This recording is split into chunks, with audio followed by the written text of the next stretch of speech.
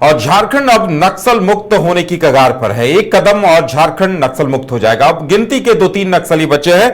हम ऐसा इसलिए कह रहे हैं कि सारंडा में जो लोकल नेटवर्क मैनेज करता था सालुका कायम, उसे गिरफ्तार कर लिया गया है। और उसके बारे हैरान करने वाली बात यह है कि वो बड़ी महंगी चीजों का शौकीन था। देखिए, सालुका कायम एक जंगल का खूंखार नक्सली माना जाता था और उसकी अय्याश जीवन शैली ने सुरक्षा एजेंसियों को भी हैरान कर दिया है। जब तलाशी हुई है और विदेशी शराब, ब्रांडेड कपड़े और काजू और तमाम तरह के महंगे चीजें उसके पास से मिली है और इसे आम माओवादियों से अलग देखा जा रहा है। यह 10 लाख रुपए का इनामी था और उसका आत्मसमर्पण अब वो संगठन के लिए बड़ा झटका माना जा रहा है। मूल रूप से सोनुआ के कुंदाबुरु गांव का रहने वाला सालुका कायम लंबे वक्त से सुरक्षा एजेंसियों की हिट लिस्ट में था। देखिए, वो जो मिसिर बेसरा अनलदा जो शीर्ष नेता थे माओवादियों के, उनके लिए वो एक मजबूत ढाल था और कहा यह जाता है कि सालुका कायम का एक मजबूत नेटवर्क था। पैसों की हैंडलिंग ये करता था, गांव वालों तक पैसे पहुंचाता था। इसके एजेंट हर गांव में मौजूद थे क्योंकि अनलदा या मिसिर बेसरा जैसे बड़े नक्सली जब भी मूवमेंट करते थे तो सालुका कायम का काम, उसकी भूमिका यह होती थी कि अपने नेटवर्क को अलर्ट कर देता था और पुलिस के मूवमेंट की अगर किसी भी तरह का कोई खतरा हो तो वो तुरंत अलर्ट करता था। लेकिन अब उसके आत्मसमर्पण के बाद जो खुलासा हो रहा है कि वो नक्सलियों के बीच या गांव वालों के बीच भी एक अय्याश व्यक्ति के तौर पर जाना जाता था। उसके पास से शराब और विदेशी ब्रांडेड कपड़े और कई तरह की चीजें ऐसी बरामद हुई हैं। आपको बता दें कि और इसे एक बड़ी सफलता माना जा रहा है। सालुका कायम वो ज्यादातर अंडरग्राउंड रहता था। उसे विदेशी शराब, ब्रांडेड कपड़े, महंगे जूते, काजू और कुछ कुछ खाने का विशेष शौक था। उसके दस्ते में हमेशा महिला कैडर की नक्सलियां मौजूद रहती थी जिन्हें वो अपने सुरक्षा घेरे में रखता था।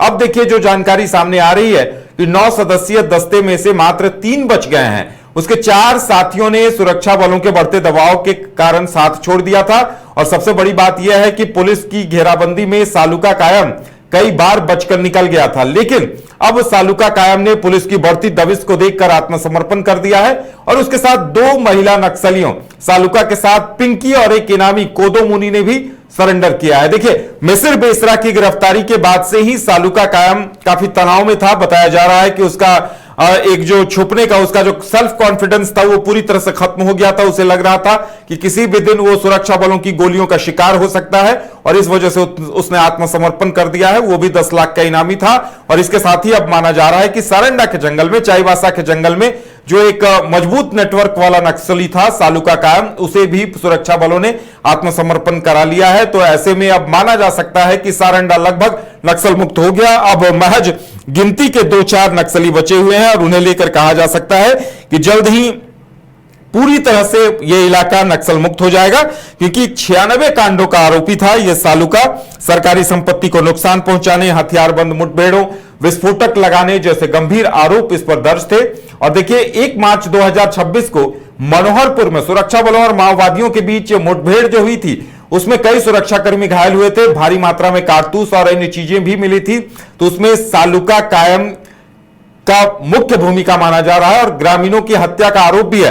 देखिए, सालुका कायम का नेटवर्क इतना मजबूत था कि अगर नक्सली मूवमेंट करते थे और ग्रामीण अगर उस सूचना को लीक कर देते थे तो ऐसे ग्रामीणों की भी वो हत्या कर देता था। और वो उसकी तरफ से खास अलर्ट था कि भाई नक्सली मूवमेंट की कोई भी खबर बाहर नहीं जानी चाहिए, कोई भी खबर लीक नहीं होनी चाहिए और अगर कोई आसपास के गांव का कोई ग्रामीण ऐसा करता था तो उसकी वो हत्या करने से भी नहीं चूकता था। तो अब माना जा सकता है, कहा जा सकता है कि सारंडा इलाका लगभग नक्सल मुक्त हो गया है और अब उम्मीद की जा सकती है, कहा जा सकता है कि यह इलाका अब नक्सल मुक्त हो गया। घर रहने का मकान भर नहीं, ये खुशियों की तिजोरी है।